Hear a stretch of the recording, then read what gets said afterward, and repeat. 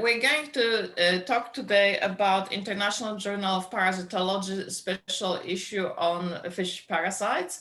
And I have with me today Dr. Laura Braden from AquaBounty and Professor Mark Fast from University of Prince Edward Island. They both co-authored and published a paper in the special issue on identification of critical enzymes in the salmon loss chitin synthesis pathway as revealed by RNA interference-mediated abrogation of infectivity. Very complex title and a bit of tongue twister. But before we talk about the content of the paper and why it needed such a complicated title, I just would like to start by talking a little bit about the history of the particular special issue of IJP, which was published to coincide with International Symposium on Fish Parasites. It was 10th International Symposium of Fish Parasites, which was going to be run in Cairns this year. And Professor Mark Fast was going to be invited speaker. We're really looking forward to his presentation. But unfortunately, that couldn't happen because of COVID-19. We had to postpone the conference and we are hoping to run it next year. But just a little bit about ISFP. I was wondering if Mark and Laura, if you have attended ISFP before and if you have any favorite memories from the conferences you attended. It was actually my first international conference that I went to, and I was very excited, very young, several years ago, PhD student, and it was in Vina del Mar, Chile. And so my first time leaving Canada, really nervous, and a really long flight, I remember that, but getting into Chile and arriving in Vina del Mar was a really exciting opportunity for a young scientist. And it was my first time being in a Spanish-speaking country, and I didn't speak a word of Spanish, so it was pretty fun navigating from San Diego to Vina del Mar on the coast by myself. Pretty exciting, but getting to the science, yeah. So I mean, the conference was packed. There was tons of people there, and you know, as a young scientist, you see all the people's names and you read all their papers, and so it was pretty cool to meet them face to face. I remember seeing Barbara there, and I remember meeting Dr. Kurt Buckman for the first time, and he was a big deal for me, so that was really neat to meet him. And just kind of a funny story, the first night I was away, and you know, my first night in the hotel, and all of a sudden all of the power shuts off, like the entire town lost power. And so all the conference delegates were wandering around the hotel with flashlights, and I was kind of by myself, so a little bit, first of all, starving, jet lag, you know, where do I find food? And everybody was eating cold crackers and anchovies. So that was what I had my first night. Yeah, but no, it was a really cool experience. Lovely, lovely place. Best seafood. I mean, I remember having octopus ceviche, which blew my mind, but and full of really cool science. So yeah, it was a really neat experience for me, for sure. Yeah, the conference was really fantastic. It was organized by Professor Marcelo Oliva from University of Antofagasta. And it was, I have really amazing memories. And we visited a winery. I'm not sure if you remember, it was a really nice trip. I was with you, yes. And my other memory is that when I was talking during my presentation, people started leaving the room. And I thought maybe I said something really silly, or maybe it was so boring, people left. But suddenly people got up and rushed out. And apparently there was an earthquake during my presentation, and most people recognized it as an earthquake. And I just thought I was losing my balance, because when I was talking, I was a bit nervous. It was a really fantastic conference and lots of really good science as well. Yes. Yeah. So that was your first international conference, and you attended as a PhD student. And Mark, did you say that you also attended one of the That's right. as PhD student? Yeah, I think it was just after my PhD. Nothing that compares with those two stories, for sure. PhD, I'm quite a bit older than Laura, so I don't have as good a memory of that time. Hoping this next year we can make new ones in Australia. I really do hope so. So I was wondering if you could briefly tell me what made you interested in fish parasites and how you got involved in doing research on fish parasites, Mark. Well, I guess I had started as a biology student, and in marine biology specifically. And it was, I think it was Laura Brown, seeing her give some presentations on fish health and solving problems for aquaculture that really kind of initiated my interest in fish health and fish diseases. And when an opportunity came up for me to do graduate school, it just happened to be on sea lice. And so both of those things kind of blended well together. And here we are 20 odd years, and lice is still such a big problem, if not bigger. I'm not trying to add to it, but it's trying to help. And what about you, Laura? How did you get involved with fish parasites?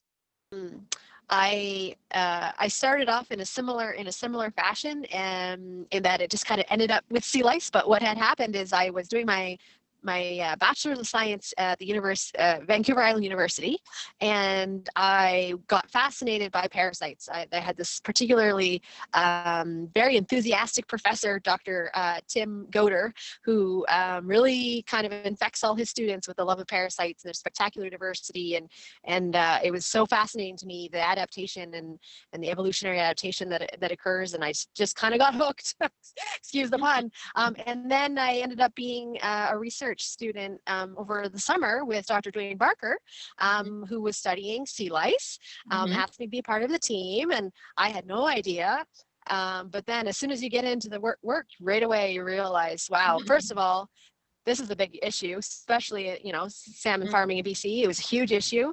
There's an opportunity here to do some really meaningful research, and he asked me to be a master's student in his group, and and then I met Simon Jones, and Bob's your oyster. That was the rest of it. I just kind of, and I felt, obviously the opportunity to travel and the research going around the world, and I just loved it so much. So it really that's how it got me into the sea lice. And again, just like Mark, it seems to be an even bigger problem, and we're hoping to add some clarity to that. But yeah, it was a great opportunity for sure from very beginning. So hopefully your research slowly adds the information and knowledge which will help with solving the big problem, which is becoming bigger, as opposed to make it even bigger. So maybe we can talk a little bit about your paper. So I've already told everybody what the title is, but maybe maybe you can explain a little bit what's behind the title. The paper that we're under discussion, basically there was very little information on really important biochemical and physiological pathways in the salmon louse, and obviously we're looking to develop new control strategies and come up with new ways of controlling the parasite, stepping away from the old 5 or 6 chemicals that are constantly being irrespective of what compound is being thrown at it. So, in order to develop novel strategies, we need to know more bottlenecks, for example, and pathways that we can then target. And one really important one for parasites, especially arthropods, is the chitin synthesis pathway. Over the last few years, this has been better and better characterized. So, Mark, can you tell us more what's behind the long title of the paper, and why do you have to use such sophisticated methods to improve the management of the disease? Yeah, I think, I guess for a couple of reasons, that sea lice has been managed mainly through chemical intervention for the last 20 or maybe 30 years globally. And that's led to development of resistance to a lot of the compounds that have been used for sea lice control in salmon farming. And it's really no different, though, from other arthropod pests terrestrially. So a lot of the same compound classes that are used for sea lice have been used for terrestrial arthropod pests. And just as arthropods on land have developed resistance to them, so have sea lice in the marine system. One of the ideas behind specifically targeting molting and the chitin synthesis pathway in sea lice is, of course, on one end, to learn a lot more about a very important, probably the most important pathway in a molting organism, with 8 life stages, so it molts in between each one of them.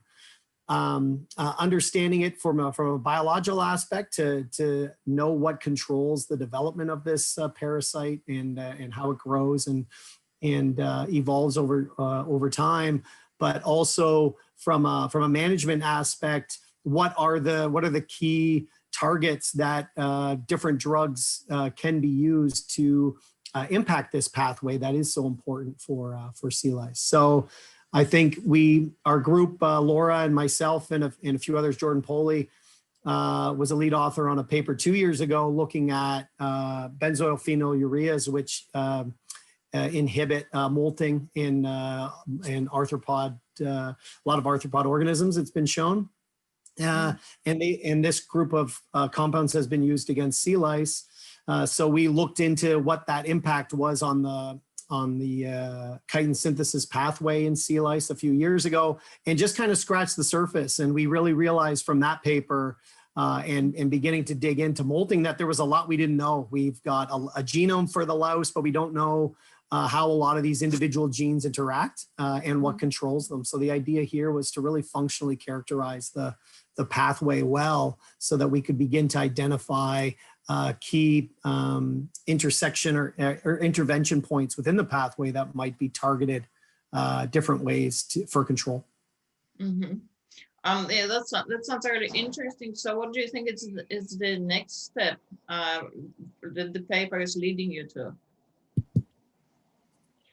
I think there's still, like anything, you can slightly better characterize a few of these things as you get a little better background.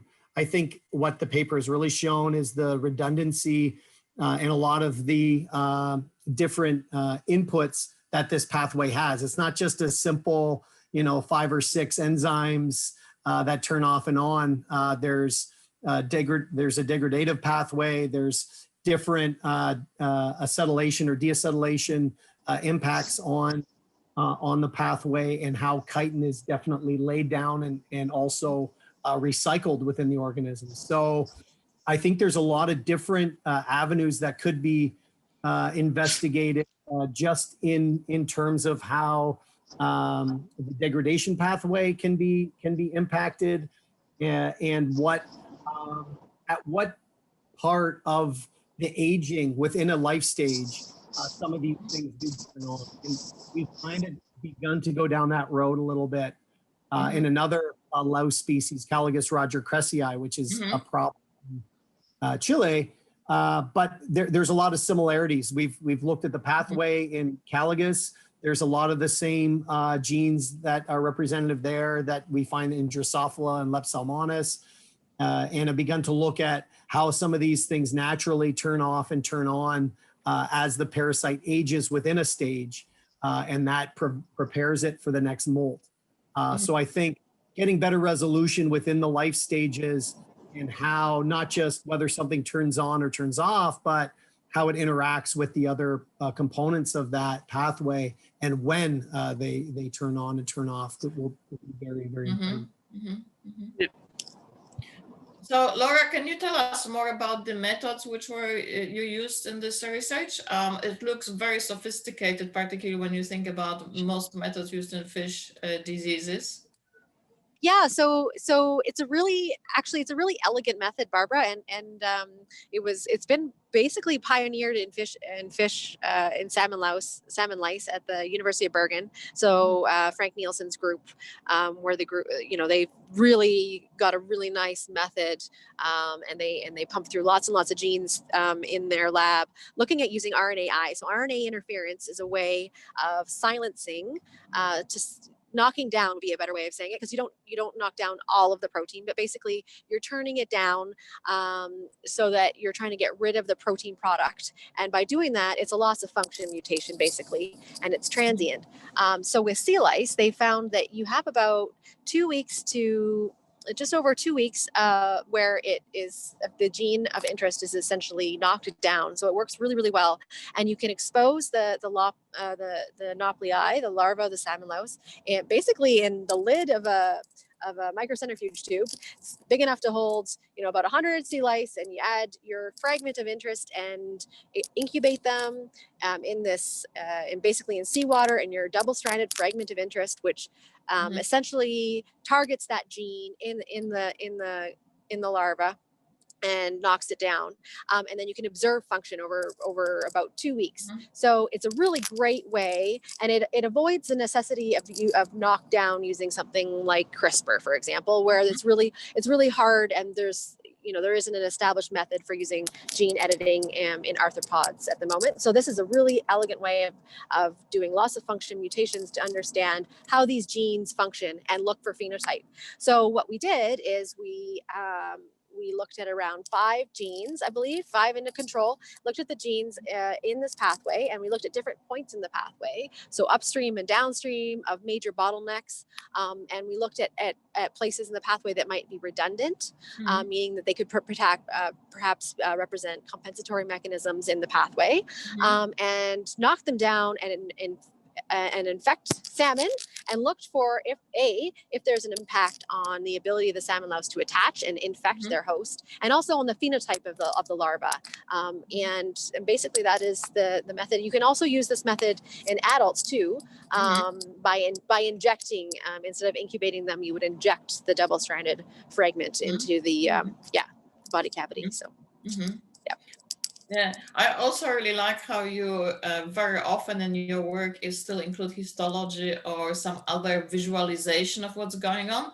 So and this is in contrast to a lot of molecular papers where the molecular work is done in complete separation or isolation from any visual presentation of where it's really happening.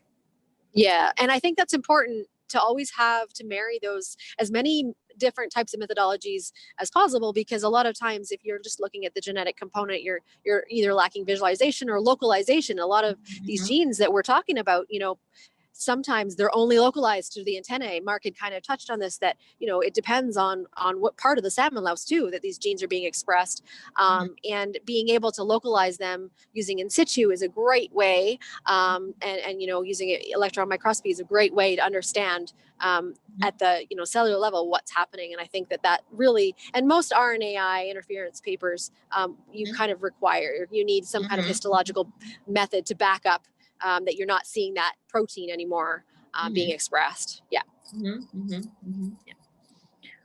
So maybe either you or Mark can tell me if there are any practical implications or anything that is significant to industry now, or from your research, or is it just will be coming in the future after you do more research like this? Mark, I'll let you answer that one. Yeah, I think there's practical outputs, and I guess in a couple of different ways. For one, I had alluded to the fact that in the paper that we had kind of published 2 years ago on lefenuron, which is a benzophenolurea that arrests molting in arthropods, and we were trying to characterize what kind of the response was in sea lice, and that led us to this paper. Now there has been a move to multiple BPU compounds being looked at to be used in salmon aquaculture. So there isn't just lefenuron, there's teflubenzuron, and I think there's a new compound, hexafluoron. There's multiple ones that are being looked at to see if they can be used as a control method. As you introduce all these different compounds from a similar compound class, the potential is that they might have a similar function on, or a similar target within the parasite, or they may have different ones. And really to better manage both the efficacy of a treatment, but also to prevent the development of resistance in the parasite, you really got to make sure that you're trying to utilize therapies that have as distinct pathways as possible, or targets as possible, so that you're not contributing to cross or side resistance as much as you can. So I think a great example or a potential example of that would be in the macrocyclic lactones and the use of compounds like ivermectin for controlling pests, alongside using amamectin benzoate or other macrocyclic lactones or other avermectins. And so in those cases, the pathway, the resistance mechanisms in the parasite are often quite close. And so if you try and switch to use another drug, but it's the same chemical class or same chemical compound class, it really just contributes further to resistance. So I think by carrying on with this type of work and really honing in on what the targets are of molting inhibitors, we can begin to determine whether some have very similar or distinct impacts, and whether they would be good to be used in concert or should not be used in concert with one another. So is it the now focus of your current or future research, or are you looking at other aspects of sea lice infection or other parasitic diseases? Yeah, so we're still drug resistance in sea lice and I guess intervention strategies are always in vogue, right, in salmon farming. So we're continuing to look at developing better tools for identifying resistance where it exists. So the goal would be there to develop diagnostic tools for the industry that could prevent them from giving treatments that aren't going to work on a resistant population. So that's where we've been doing some work of that in Pacific and Atlantic Canada, but the applications are throughout the North Atlantic countries like Norway and Scotland as well. So there is definitely more research on the resistance end in our group, but also looking at better resistance to the parasite mechanisms in the host. And I'll maybe let Laura kind of carry on from there, because she's been doing a little bit of work in that area. So what is your future research, Laura? What are you working on now, and what will you be working on in the next few years? Yeah, so kind of carrying, I think one of the things that struck me from the RNAi approach is that you can gain so much information about function of these genes. And there's been a group of genes that have been of interest to both Mark and myself, and we continue to collaborate on projects that are trying to explore and understand virulence in the salmon louse. And it gets away from the impact of chemotherapeutants, but it's another class of proteins and genes that are relatively poorly understood, and the pathways of virulence in parasites have been used as targets in many other parasite host systems. And so it's really struck me as an opportunity to understand how the parasite impacts its host. We know that it does, and that it secretes these immunomodulatory molecules. So how do they impact host immunity? How do they contribute to host susceptibility? And because there's that variable susceptibility among host salmonid species. And so one thing that I will hope to continue with Mark is to look into these virulence factors, understand the pathways, and characterize the proteins, because really we need to understand how they work at the molecular level if we're going to try and interfere with them working at the molecular level in the host. So yeah, virulence is definitely a key priority in the future for me. So it sounds fascinating. I really hope I'll hear more about your research at the next ISFP conference. Me too. Good luck with your future research, and once again, congratulations on your paper published in the new issue of IJP. Thank you very much for the time, and good luck with everything. Thank you very much. Pleasure.